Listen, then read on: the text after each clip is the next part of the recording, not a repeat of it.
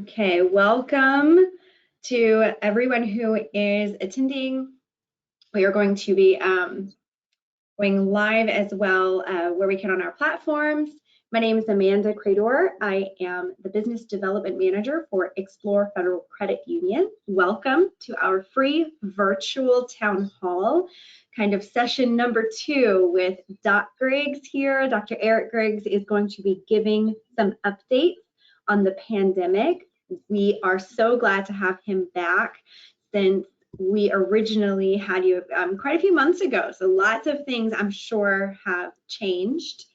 And I want to give a minute to let you say updates on what you have going on now, Doc. How much has changed? Where are you in the city and all the new programming you have coming out? So to begin, I'm still with Access Health. I'm the community medicine director at Access Health. I am still a health educator at Fox 8 on pretty much every day these days.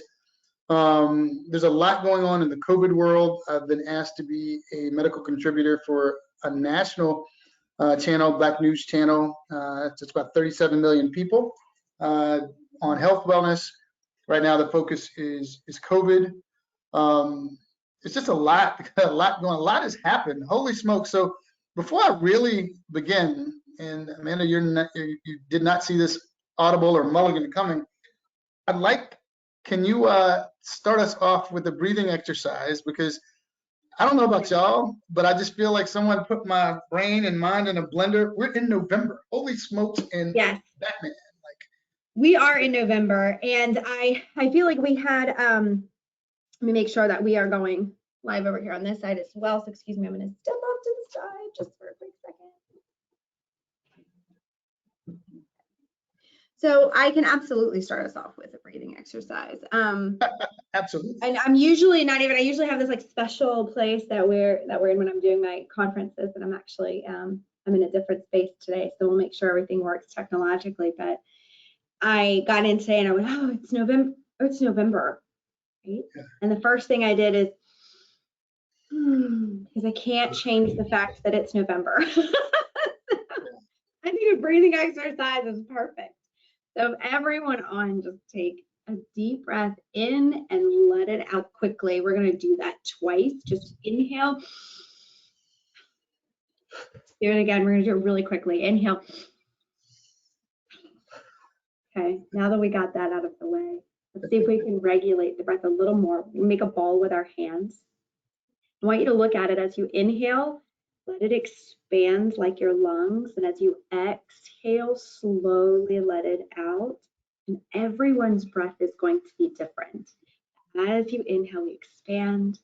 This is a great reminder. Exhale, the internal mechanisms of breathing, and it should slow down. So we'll do it a few more times. Go at your own pace as you inhale and as you exhale, nice and relaxed. Few more breaths here.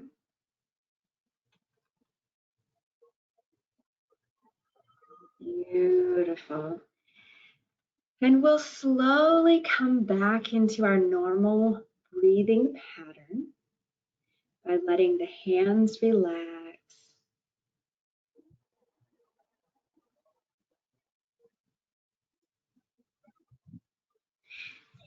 And coming into our regular breath cycle.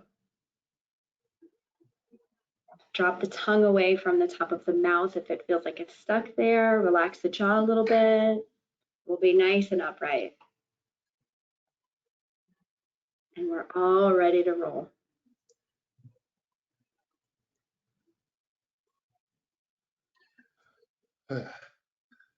So that was nice. Good. Very, very nice. Very nice. Good. So thank you for that, Amanda. We talked about doing that and starting our next one. That got rescheduled, and then life happened. And when I tell you I needed it, I very seriously doubt I'm the only one. I feel like I'm playing catch up. So what I want to do is go literally from November to November. So I don't know about anyone else. We can, in this COVID environment, it's very easy to feel as though you're your insides. You're drinking a constant infusion of coffee all the time, and your body feels like it's doing this, and there's information that's coming and it's doing this. It's not just you. Things have happened in that way. So let's go back to November 1st, to a year ago. This time last November, we were all scared. We were living in stress soup, much like we've done, has been the trend for this pandemic, because we had a virus that we'd never heard of that was killing thousands and thousands of people, infecting even more people around us, and we really didn't have a handle on where it came from. We had an idea of what it was, but there was a lot of other things going on. There was political and civil unrest, and there was, the glimmer for hope seemed to be really dim. We didn't even have a vaccine in this time. Right. Fast forward in a year, you talk about progress. It's not just the virus that has evolved, but we've evolved as a people. We've become more, we found out about our resilience. We definitely know that we can bounce back. We know that even though things seem dark, if we keep going, that glimmer is a light nonetheless. And here we are, not only a year later, not only do we have a vaccine, we have at a minimum of 3 vaccines worldwide. And here in the US, we have Moderna, Pfizer, and Johnson & Johnson. We've evolved so much that not only have we not taken time to celebrate the fact that we have a vaccine that actually works, that keeps people out of the hospital and prevents them from dying, which is the purpose of a vaccine. Ultimately, ideally, you'd want it to be 100% effective. You want no one to be infected and it to work.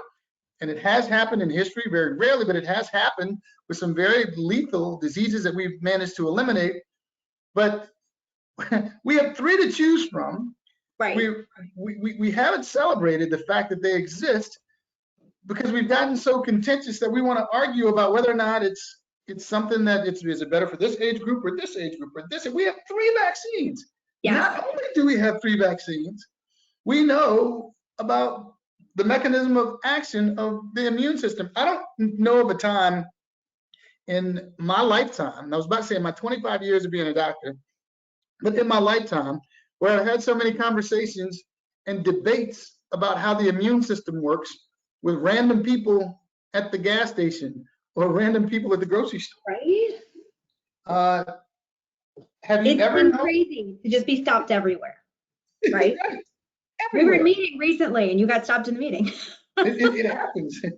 And they want to debate about the immune system, and they talk about T cells, and they talk about B cells, and they talk about antibodies and the different types. As a health educator, I could not be more ecstatic. But if I had hair, the only thing left for me to pull out is my scalp, and I don't think y'all would like to see that. It's driving me nuts because people aren't celebrating the science and the technological advances that we made.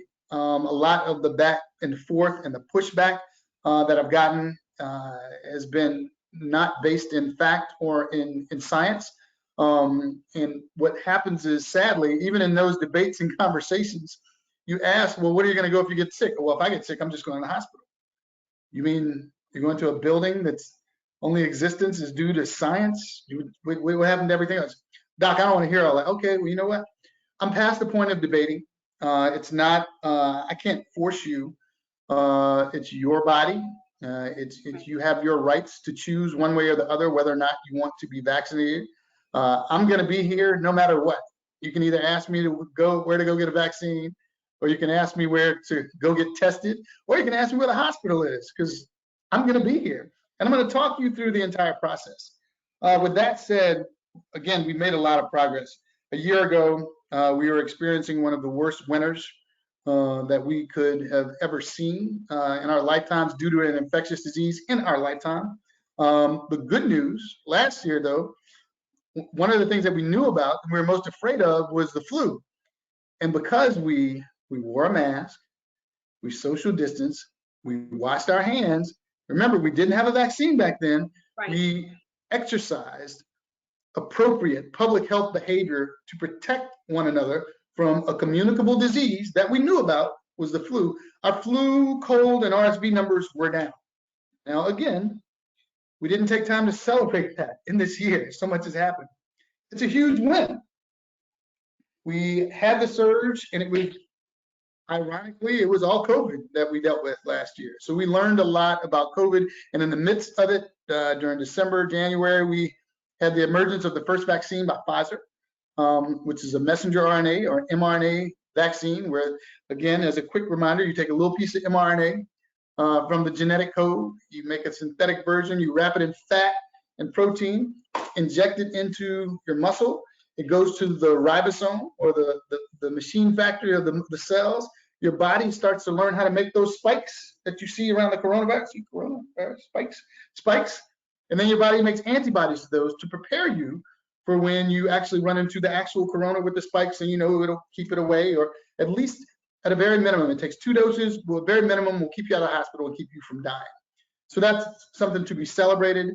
The technology was amazing, and it's changed the way we look at vaccines for everything moving forward. Messenger RNA technology has been around for decades in other fields and other things, and the fact that it has been translated to COVID is amazing, and it saved millions of lives. So then after that, soon after came the Johnson & Johnson. Then the Moderna weeks later, and then later in the spring of this year, we had Johnson & Johnson, which worked by a different technology, but it was the same principle. It was a piece of mRNA, not the virus itself, put inside of a cold virus, an adenovirus. And this is technology we've been using for vaccines for years. The common cold knows how to get in everybody's body, right? So common cold gets in, doesn't make you sick, gets to your ribosome, teaches your body how to make antibodies to the spikes. And there you have the same thing. Now, here's a kicker. And this is what I was saying all along.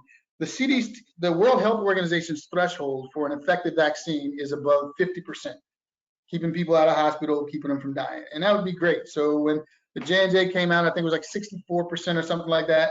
And in and of itself, had it come out first, we'd be celebrating.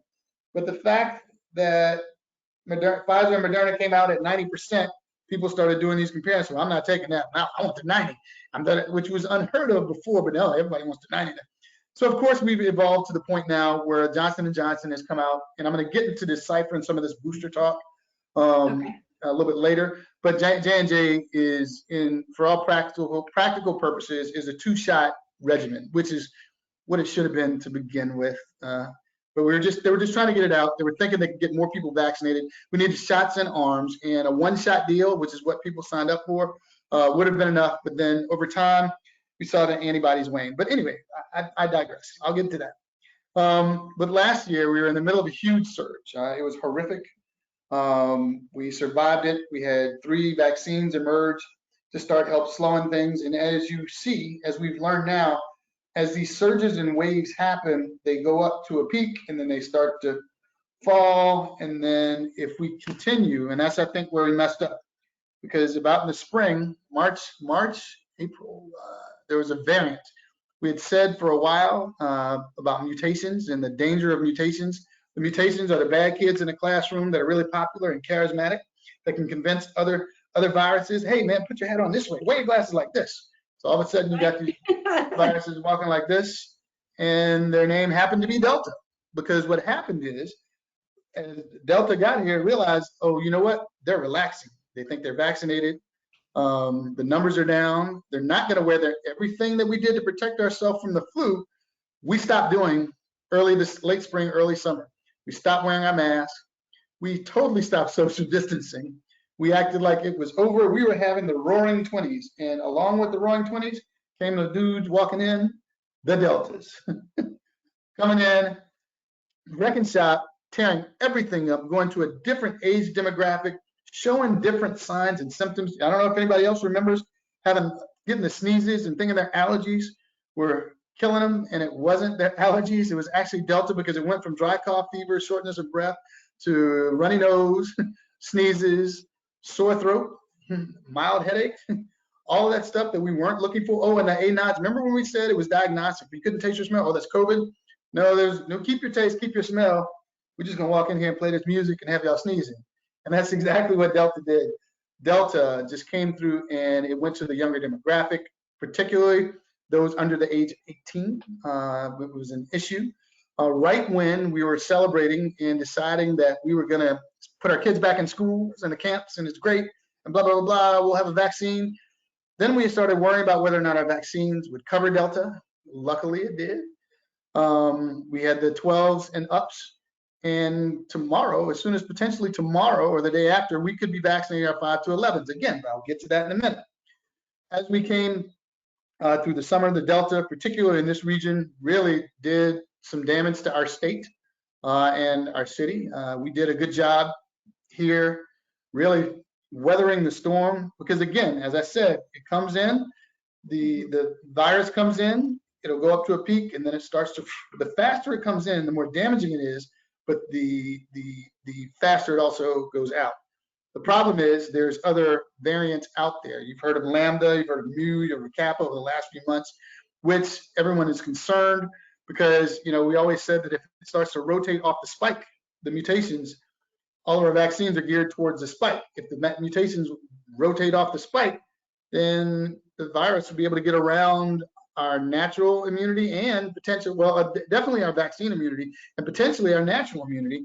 And then we're starting from square one. Well, the beauty of Delta is that it was so pervasive. It was everywhere.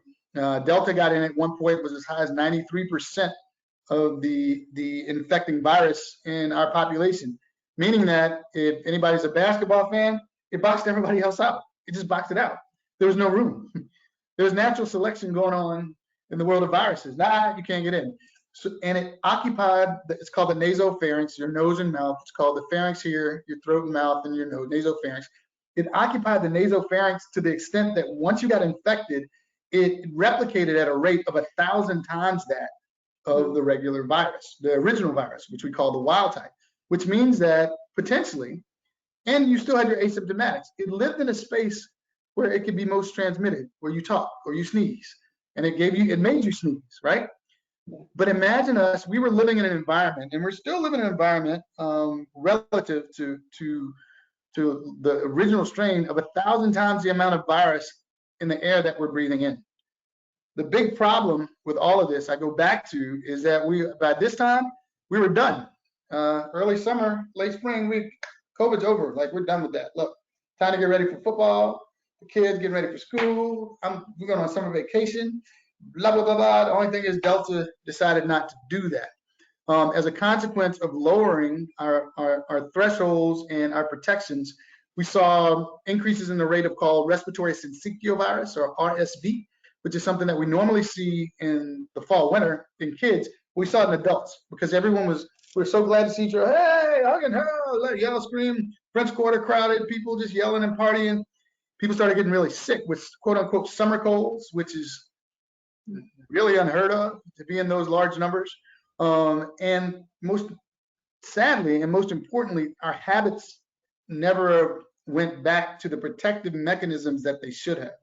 In an ideal world, what should happen is when the numbers go up, we protect ourselves, we get our vaccines, blah, blah, blah, blah.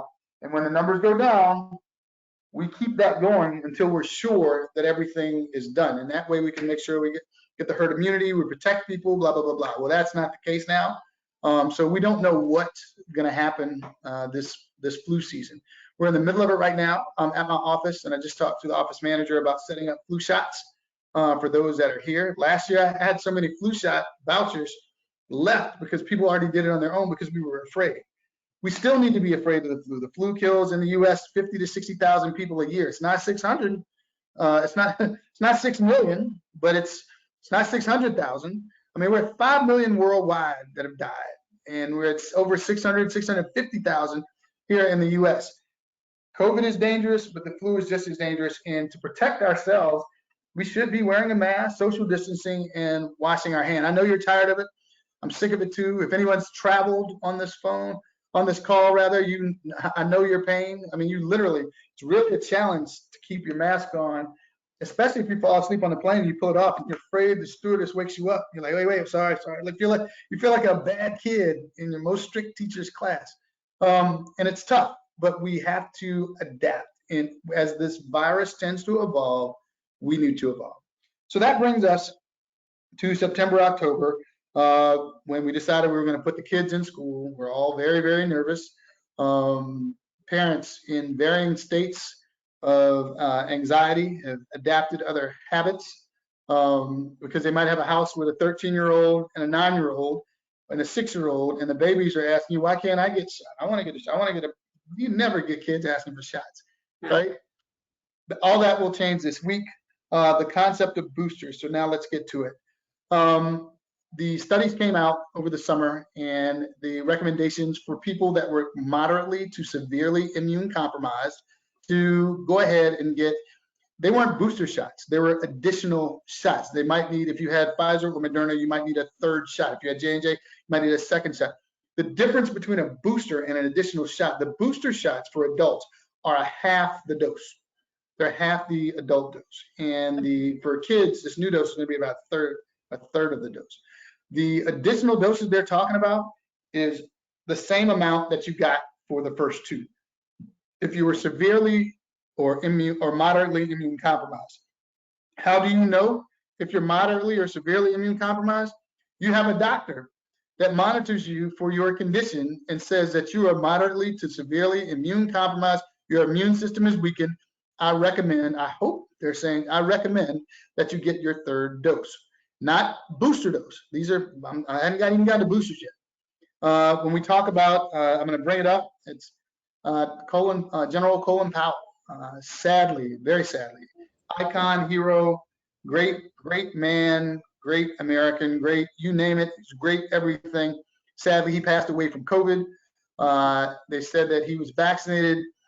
We need to stop using the term fully vaccinated because you're never fully vaccinated. You're never fully protected. Your body doesn't fully vaccinate you. Every year, you're protected after you've had it to a certain extent, even with the flu, and then you can catch another strain of the flu.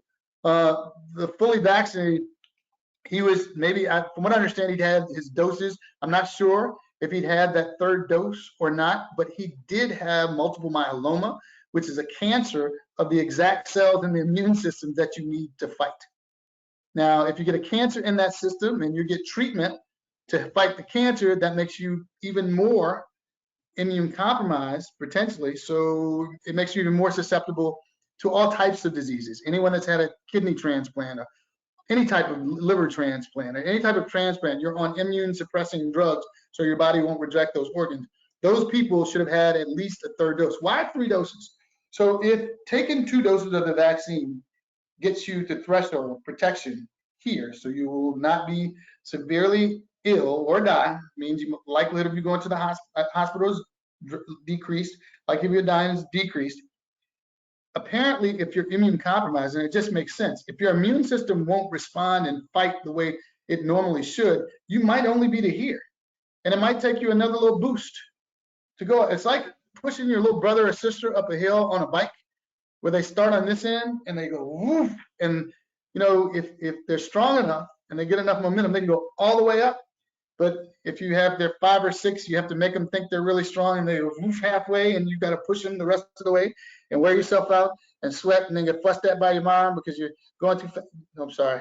I digress, right? Yeah.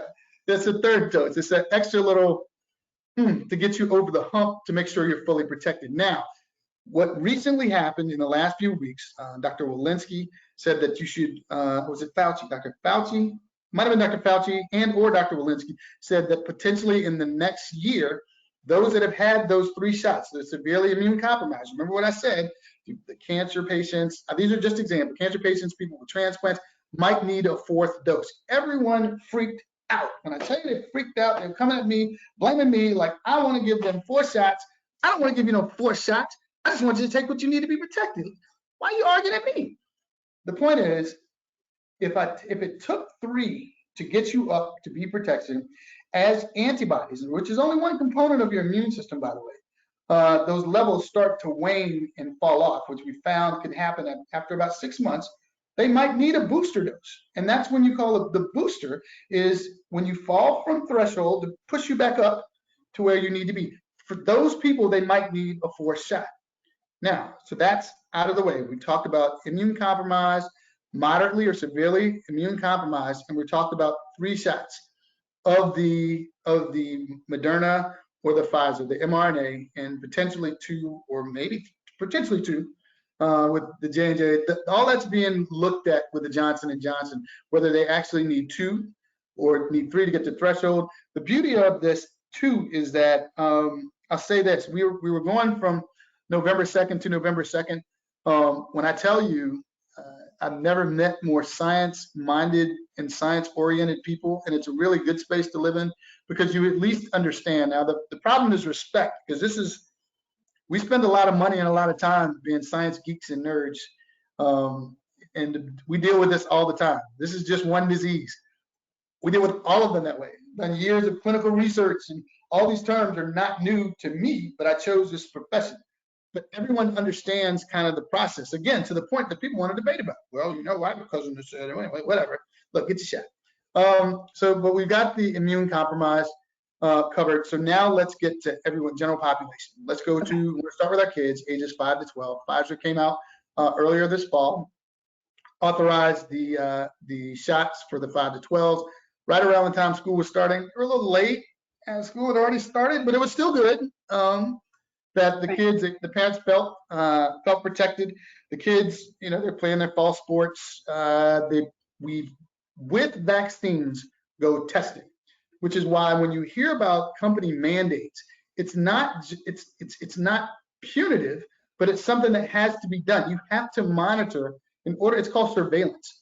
You have to monitor where the virus might be, and take those that test positive out of the community so they won't infect other people, because there's an asymptomatic. A means without symptoms.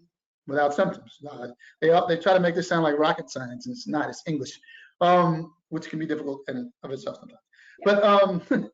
But that's the whole point of it. If you're going to do vaccines and get people vaccinated, you have to get them tested. If people opt not to get vaccinated, they have to be tested regularly to make sure that they're not infecting other people. And I'm going to get to this, particularly our seniors, and I'm going to get to that in a minute.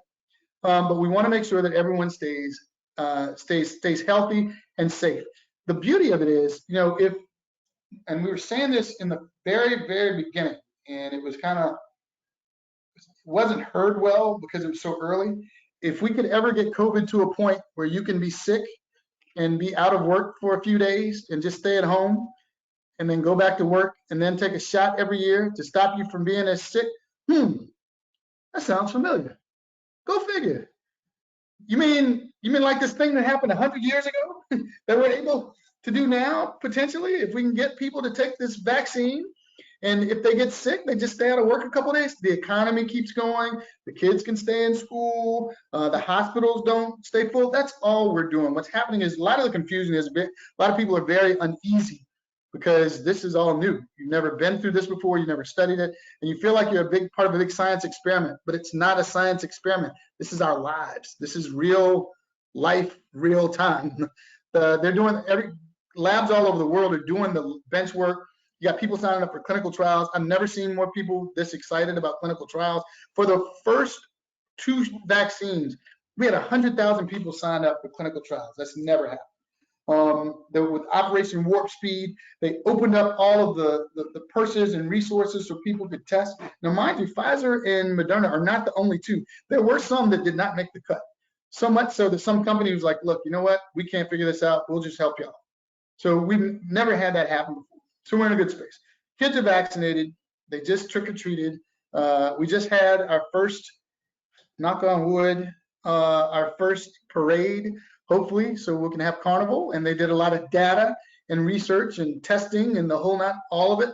So hopefully we'll know how well we can do in this winter when Mardi Gras comes up. So now let's talk about our adults. All of a sudden, we realize in the studies that the antibody response might wane anywhere from 2 months to 6 months now, which is why we don't want people getting tested early. It does not make sense to take a booster shot. If your levels are here and you're not falling back down the hill, there's no need. It's a waste of resources and time to boost you up if you don't need it. But the booster shots have been approved for for Pfizer and Moderna. And they're talking about it's okay to mix and match with Johnson & Johnson, they approved another shot. It's not a booster shot. It's a second shot that gets you above the 90, it puts you back in the 90s with the rest of everybody else. So we have a 2-shot regimen vaccine for adults ages 18 and up right now. My mind's trying to think of the 12. The 12, there's more data to be Moderna. So here's the process. First of all, everything goes to the FDA to make sure it's safe for human consumption and that it won't hurt anyone, the whole nine. Then they make their recommendation. Secondly, they go to the CDC, and the CDC makes the formal recommendation, and that's when the policies are made. So that's what's happening now with the children's vaccine. That's what you've seen happen with these vaccines the entire time. FDA evaluates and meets and makes their recommendation. Then it goes to CDC, and boom, there's your policy. So we have the Pfizer, the Moderna. They say it's okay to mix and match. Now, be careful, pay careful attention to what they said. They're saying that it's okay to mix and match, meaning that it will not hurt you if you got Pfizer and then go get a Moderna, or if you get the J&J, I still need to, honestly, like I said, if you ever meet a doctor who says they don't know, or I need to do a little bit more research. From what I understand is it's more than okay if you had Johnson & Johnson and you go get another shot, if that makes any sense. It's a second dose. It's not a half dose like the boosters. It's to be therapeutic, but it's a second dose. It's a changing in the regimen. All we're trying to do is standardize the dosing like we have with the flu shot and all our other vaccines, so that we can just go do what we need to do and move on. But there's going to be some calibrations and adjustments to the recommendations, and that's what we're going through. So with that, I'm gonna close out talking about our seniors. Because of waning antibody levels, and there's no standard senior age, there's no standard senior standard of health. You want to make sure, I recommend that all of our seniors get, if they got J&J, please go get the second dose. If you got Pfizer or Moderna, please go get the booster, because the data is compelling that the breakthrough cases of hospitalizations and death, those that have been vaccinated that end up in the hospital or dying, are in the senior category, 67% and 80% respectively. So I do recommend that you get your booster shots. Please get your booster shots for our seniors. For everyone else, I do recommend it. But what I want to really, really highlight is none of this is mandated. We're not mandated to go get a booster. You go, oh, I'm going to get 4 shots. Nobody said you had to do that. All people want you to do is get vaccinated. They don't. When you're going into places, they're not asking that. I've as of yet to see anyone ask for evidence of a booster. So it's something that you should really talk to your doctor about, really stay tuned and be educated about if you really want to do that. I personally am going to get a booster. I just got to get time to get around to it. More importantly, I want to make sure, well, of equal importance, I want to focus on getting my flu shot this year. And prior to, I was a big proponent of flu shots, but I've never been as large a proponent as I am now. Because we don't know what's going to happen. People are just, before they were retracting mask mandates, there were people walking around without masks, pretending that COVID didn't exist. All this conspiracy theories, mis and disinformation killed people. There's no other way to put it. So prior to, I even saw, it's kind of gross, man, in the airport traveling, I'm seeing dudes come in and not wash their hands anymore because they think everything's over, and that's just, you should have been washing your hands to begin with. That's nasty. Your mama ought to slap you upside the back of the head if she knew that you weren't washing your hands. Wash your hands and stay away from each other. You know better than that. You need to wash your hands. You know who you are. There's other things, right? There's other things than COVID. Wash your hands. There's other things than COVID, like just nasty. Just wash your hands. Right. There's a million other things, literally a million, if not more, other things that can hurt you. So please wash your hands. Wear your mask. Please, if you don't want to breathe in someone else's bugs. Prior to COVID, I would always say keep your hands and your bugs to yourself. If you can imagine, someone being infected with 1,000 times the amount of virus, like a green fog coming out of someone's mouth, like while I'm talking right now, you probably want to put on a mask now. If you can imagine a green haze and fog coming through the camera or your screen right now, you'd want to do that, and you want to keep yours to yourself.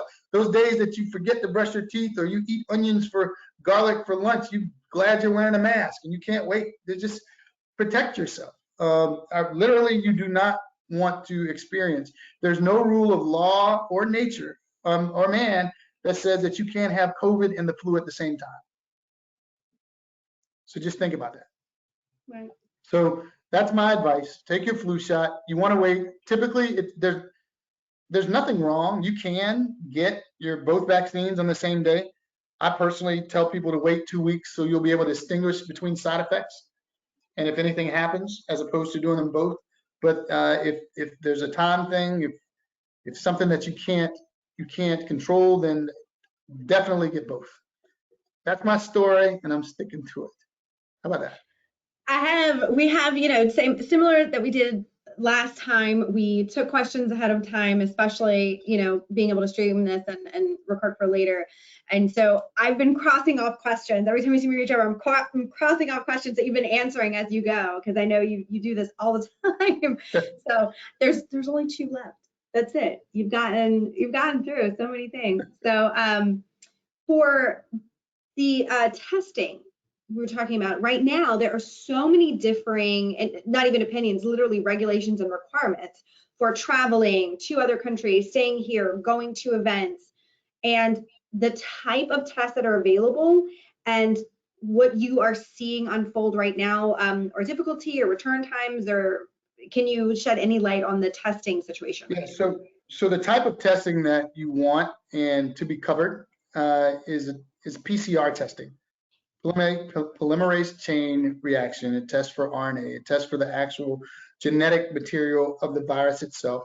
You want to get that done. The window it's 2 to 14 days. Ideally, you want to wait 3 days before to make sure that you're safe. If you have contact with someone, wait 3 days and go get a PCR test to see whether or not you're positive. So 72 hours PCR testing.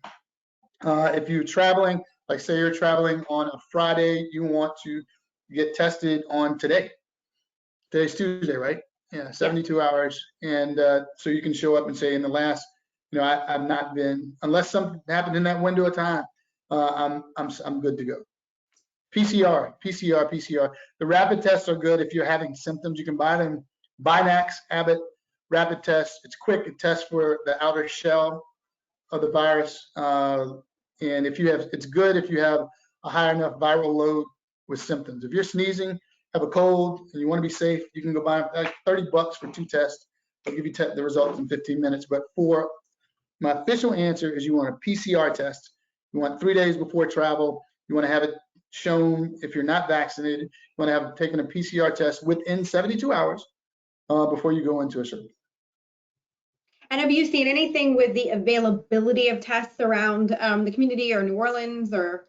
No, they have them. They're there. You can go to CVS. You can go to Walgreens.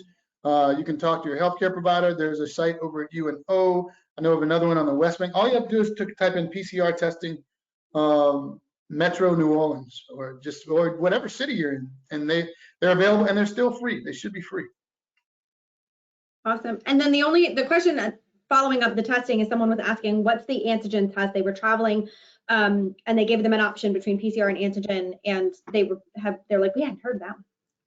Yeah, the antigen test is still the antigen test. That's just a rapid test. It tests for the outer protein of the outer shell of the virus. I'm surprised that they're offering that, but I mean, actually, no, I'm not. I've seen that happen in other countries, in some other countries earlier on. But that's a rapid test. It takes 15 minutes for your results. That makes sense. So I guess if they're already, based on the requirements of vaccination, and if it says antigen, they mean rapid, and we're seeing, like you said, different countries require. Yeah, they say antigen, they mean rapid. But you always want to ask to be sure. You want to clarify, especially if you're going to go out of the country. You don't want to be stuck somewhere and expect to pay in other places. Just in case. You just always be prepared. Or know what you have to get back, right? That was the other question, that I had heard from other people, not for this, but I think just something to be known. When you're going to another country, yes, know what it takes to get there, but please know what it takes to get back. I'm glad you brought that up. The other thing is prepare yourself in case on the random chance that you become infected while you're there. be prepared to be there for 2 weeks. Yeah. Yeah, so map out your vacations, map out your times in case something happens that you're stuck, and you need to make sure that you have the resources to stay there, because it's not going to be free to stay somewhere else. So just plan carefully. Right.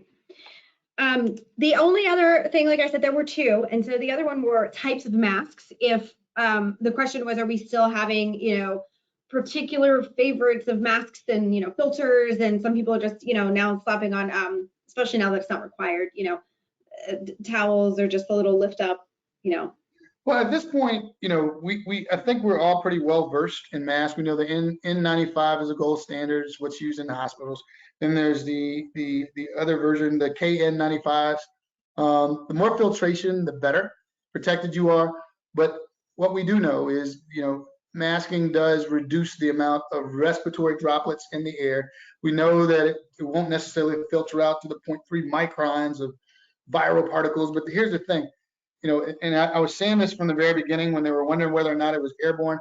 I've never seen anyone spit or talk in the same size respiratory droplets. I've never seen rain come down with the same size droplet. There's always a mist, and there's always big ones and little ones, the whole nine. Anything to reduce the amount of potential virus or potential, salivary expectorant, whatever you want to call it. Sometimes I have to use my words. Go figure. I feel like my grandmother said, use your word. Salivary, the droplets, anything to reduce the amount of droplets in the air for someone else to potentially breathe. If you think about it, if you've ever been talking and someone talks and they have a droplet land in your mouth, you're like, oh, they apologize. You go, oh, it's good. But no, it's not good now. It could have a virus. It's kind of gross, right? Yeah. So yeah. I'm a proponent of anything that right now will keep the amount of virus out of the air. And just remember what we did last year. If you're one of those that did not have the flu, let's focus on your behavior patterns that you had to prevent the flu. And you'd be surprised how protective they can be for you. And we got worldwide data to support it with COVID. And then, of course, I want you to get all the questions answered, educate yourself as best you can, and I'll always be here to help about making a decision about vaccines. I'm a big proponent, but I'll support and educate you no matter what. And if, last thing, I know holidays are coming, we'll all be paying attention to that, but I think it's good to mention, especially for those that are of higher risk, if you did something special last year and everyone was safe, think about doing it again, right? No, don't think about it. Do it again. Be outdoors is always better. Indoors, you want to open your windows, your doors, not a large group of people. If you can possibly avoid it, please avoid it. Wearing a mask, the whole nine.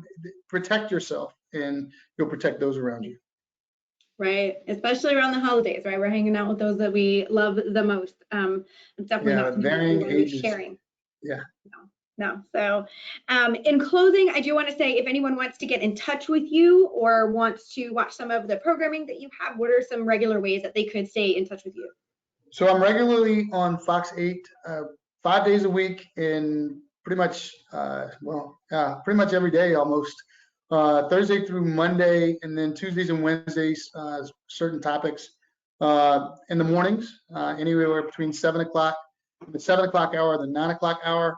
You can follow me on Instagram. I'm dealing with younger kids. Yeah, the IG, I guess. Yeah. Hey, you can hit me in the DM. Yeah, the DM. Yeah, I'm getting good with my lingo. Yeah, I can't even say that right. At Doc Griggs 1. Facebook is Doc Griggs or Eric Griggs, and even LinkedIn is Eric Griggs MD, I think. My email address is docgriggs1 at Gmail, and I do have more cartoons coming out to explain everything, so stay tuned. That is awesome. I love it. I love the material, right? Get fit. So that's how you can get in touch.